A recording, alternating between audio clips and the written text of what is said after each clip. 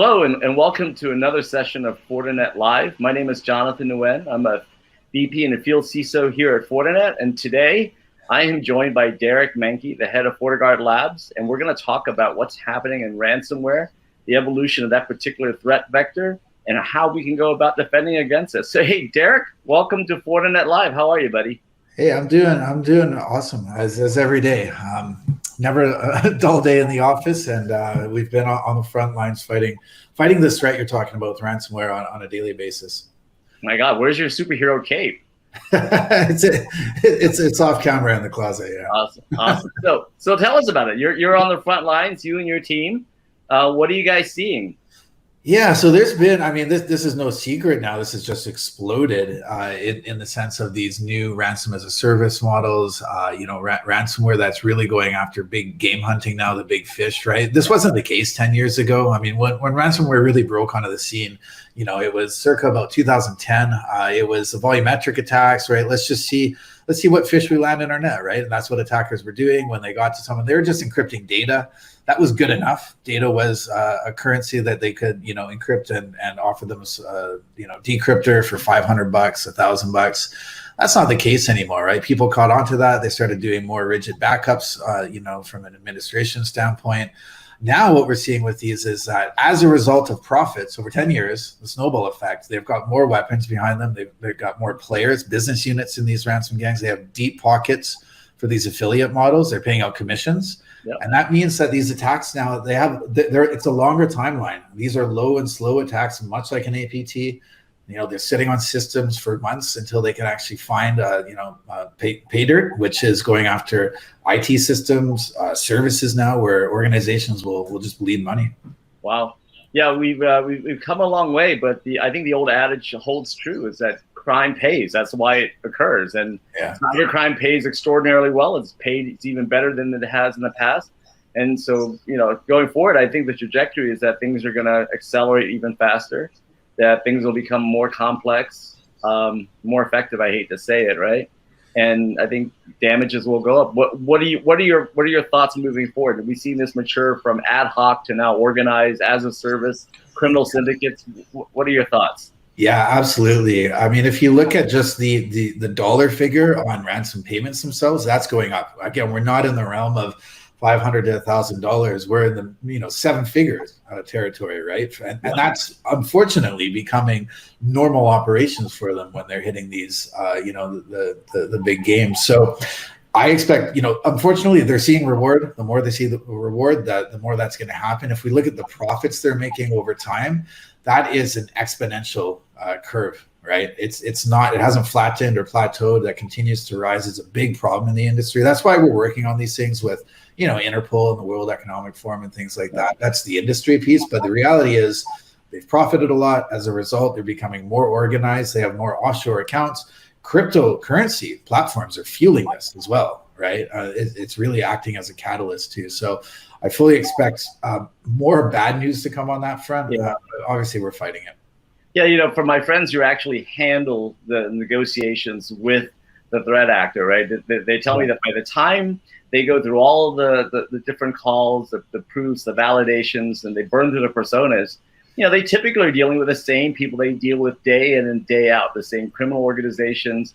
They know exactly who they are. And it seems very much that this is business as normal in many ways. And this is very organized, and that the threat actors pride themselves on delivering quality of service, ironically, that you can trust this thief. Yep, exactly. And they're creating full-time service departments and organizations, right? They have outreach. They want to get in contact with their victims. They want to coax their victims into thinking, okay, they have a bad situation, but it could get worse, but they're going to help them with it. As far as, going as far as to offer consulting services, right? I mean, if you pay us an additional price, they literally have a la carte, almost like SKUs, different pricing models, right? You buy this, okay, we'll give you access to your IT systems back, but we're also going to tell you how we got into those systems so you can fix the holes and hey, maybe hire us full time in the future. And I hear for an additional fee, they'll vouch that from a confidentiality, integrity, and availability perspective, that your data wasn't compromised. It wasn't altered in any way. You're getting back your full data set or the full decryption key. They're not going to release any part of your data. I mean, that's pretty brazen, I think. Yeah, definitely, and they're being bold, and they're actually they're walking the walk. They're not just talking the talk. We've seen cases where when organizations won't pay the ransom, that they will actually start to leak information to public forums and sites, and there's also sales happening on the dark web too. Yes, I've seen that too. So yeah, so that's just a lot of good news on these calls, isn't it? So what's someone supposed to do about this now? You know, we've been down this road. You and I have been talking about this for almost a decade or more now, right? Yeah. And so now we're seeing it, the more pervasive we are in terms of our interconnected society and our economy, that the potential impact of these types of attacks has grown tremendously. Are we still talking about basics in security to address this, or what are your thoughts next? The basics always apply, but the reality is that's not good enough anymore. It goes a long way, yes. The basics would cover those attacks that we were talking about 10 years ago because they weren't targeted. They're just a volumetric attacks. Don't click on that link. Look at the link. You know, don't look at the domain before you click on it. Don't open up unsolicited attachments. All of that still applies. But the reality, Jonathan, is now because of the funding and organization, these cybercrime groups really are. It's a blur now between APT groups. Of course, APT groups are nation state, heavily funded groups that do full out reconnaissance, weaponization, creating new zero-day exploits as an example, knowing their targets, getting into networks, sitting on there, collecting information, using that to actually find out what those targets are. That's happening with these ransom attacks. So when it comes to what do we do about it, we really have to look at the cyber kill chain, right? In terms of defense in depth, there's no silver bullet to these. And it's especially important because this is a reality. We need to be able to be careful about blueprints we expose to networks because those can be, cyber criminals looking for open ports and services, training and education, of course, for employees, but then also getting into everything from, EDR and XDR to be able to detect those zero-day exploits that are happening with these ransom campaigns, all the way to the right, which gets to the, incident response and planning too. So it's a holistic approach. Yeah. So you and I both read the adversaries' playbooks because we know they read our playbooks, right? And so when you look at the adversaries' playbook, what the word that comes to me is persistence. And it sounds like what you're describing is that we need to establish persistence on this side of the fence so that you can detect those nuances, those things that are anomalous, that may be malicious, things in which you can apply AI and other tools to try to distill down some insight that gets us a little bit left of the detonation, right? Yeah, definitely. Good world-class threat intelligence like we work on here at FortiGuard Labs. Like we always talk about, you can't protect against what you can't see. So it's really important to have those visibility points, inspection points, leverage the ML AI. Absolutely. And the persistence is a big part, right? That's the reality. If you look at, the cost of a data breach report that's put out yearly, that dwell time that these threats are sitting on a network is over 200 days. That's too long, right? Yeah, the other thing I think is pretty telling is that dark web through formal and informal teaming arrangements is pretty effective as bringing buyers and sellers, for bringing these syndicates together to launch these attacks. I mean, every step of that kill chain you described is now available as a service on the dark web. Yeah, and this is what I refer to as the attack chain. It's just the inverse, right? It's literally take a mirror, apply it to it, look at the inverse, right? Everything that we do on the defensive side, they do on the offensive side. And that's the whole playbook discussion, of course, and understanding that. Yeah. It's also important to understand, because of the organization of these gangs now and the ransomware groups, it's not just one or two people behind this. We're tracking 40, 50 people. You get the money launderers involved, these business units. They have a supply chain of their own, and that supply chain is fueling this, right? So it gets into that same idea with the kill chain. Anywhere that you can intercept that supply chain, i.e., like you said, pre-detonation, trying to actually stop those attacks, it's hitting them where it hurts, right? It's a cost to them. And every time I look at your research and the stuff that's out there in our industry, it always points down to that lack of visibility. The inability to see what's on the endpoint, inability to see what's on that LAN edge, the WAN edge, the data center edge, and the cloud edge, right? Because everything is still kind of siloed.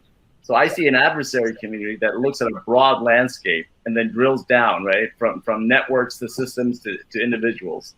Yeah. And on this side of the fence, I still see teams struggling to have cross-platform visibility. I think in my discussions, that seems to be one of the biggest problems today. And we're still thinking about computing, networking, and security as separate stacks.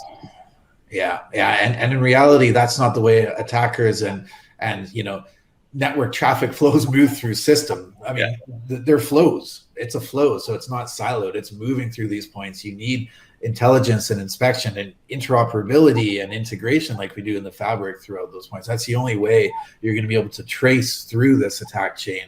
And then obviously once you see it, you can kill it. And that's the idea of the kill chain, right? Right. And if you can't see it, you can't really detect it. You can't protect it. Yeah. Stop the attack in its tracks. Not without unplugging everything in your network, and that obviously isn't feasible, right? So. Yeah, and so I think for me, one of the takeaways I talk to CISOs about is that, hey, if you don't really have a good understanding of what's happening in your network, when one of these incidents occur, what are you going to do? Can you confidently run your OT environment if you don't understand what's happening? The attack may be an IT environment, it may be on the business side, but if you don't have visibility into your OT and your IT side, do you, as a precaution, shut down your OT network? And the answer, I think, is yes, unless you have visibility, right? It's not reasonable to do otherwise. But that's like that old parable about, for the cost of a nail, the shoe fell off the horse fell and killed the king, right? Right. Yeah, dependencies, right? That's reality with these business streams that they rely on. So a lot of the times, like, there's been documented cases of massive service outages that come down to one system because of a patching issue. Right? It's a single point of failure in a sense, and that could definitely happen with IT systems. And so, gosh, Derek, when I started in this industry back in 1990 something, we were still talking about the same things, and it just seems to me that we haven't made a lot of progress in many ways on this side of the fence and on the defender side, but the adversaries have gotten a lot faster. They seem to be utilizing technology better, and they seem to be leveraging their ecosystem in a far more effective way than we are on this side of the table, right? Yeah, they enjoy a lot of benefits that way, right? I mean, they don't have jurisdictions, they don't have policy, they don't have ethics, right? Really? So they, other than these fronts that they say, hey, we're going to help you and charge you for consulting services and help your business out after we've held you hostage for ransom. I just thought those were Canadian hackers because they're so polite and they're willing to do things like that. So we don't have any of those here in Canada. So we're coming to the end of our session. If you were giving advice right now to a CISO leadership team, give me 3 things that you absolutely have to think about if you're going to effectively combat this type of threat. Yeah, so just obviously think of the basics of patching, all those things we talk about, but in reality, that's not good enough. You have to go that extra mile for looking at the full kill chain, everything from what you can do, what we call shifting left. So looking at the pre-detonation execution of code. So that's the blueprinting, covering all the patches and updates you can, educating your workforce, like we have with our information security and awareness and NSC program. All of that is very important. But then at the same time, having that integration we talked about, no single point of failure, integration, threat intelligence applied to all of that, and updated. Because threat intelligence can get old after a day. So updated threat intelligence baked in to your solution points, but then make it actionable, right? Be able to follow up on that. That's where you can leverage like the fabric and machine learning and artificial intelligence. That's all really important for the mitigation piece. But then lastly, it's just, you mentioned this earlier, the what if scenarios. Those are critically important as well. Understanding those dependencies in between different assets and business streams, and being able to come up with good SOPs, security operation planning, for if and when an attack does occur. Yeah, so it sounds to me like the level of complexity you just described is so overwhelming. I just don't see how any in-house team in and of itself could handle that much of the task. Well, you can't with silos. It's too hard if everything's siloed. But again, that's when we come down to single pane of glass architecture, that integration point, centralized threat reporting as an example. That is key, because without that, you're just trying to find the needle in the haystack. Yeah, I think to be really effective, to bring all those elements of prevention, detection, and response together with AI is an extraordinary level of complexity and requires an integrated approach. I think of it as playing chess against not only one computer, but 100 computers. And Yeah. trying to think 5 steps ahead against 100 computers, which are thinking 10 steps ahead. Yeah.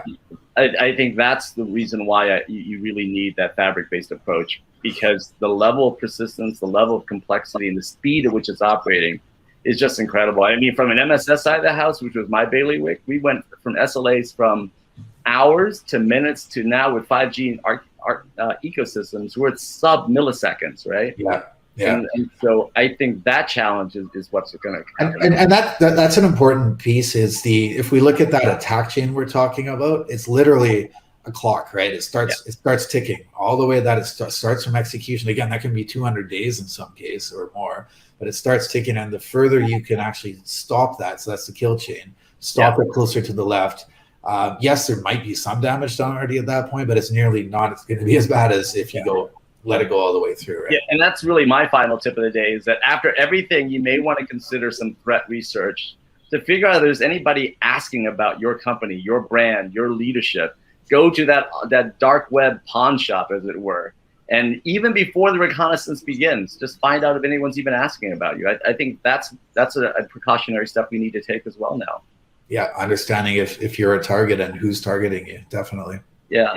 Well, hey, thanks, Derek. It's been great catching up with you. And this is just another session of Fortinet Live, where we've discussed what's happening in ransomware and how do you go about effectively defending against that. Again, my name is Jonathan Nguyen. Thanks very much for your time today.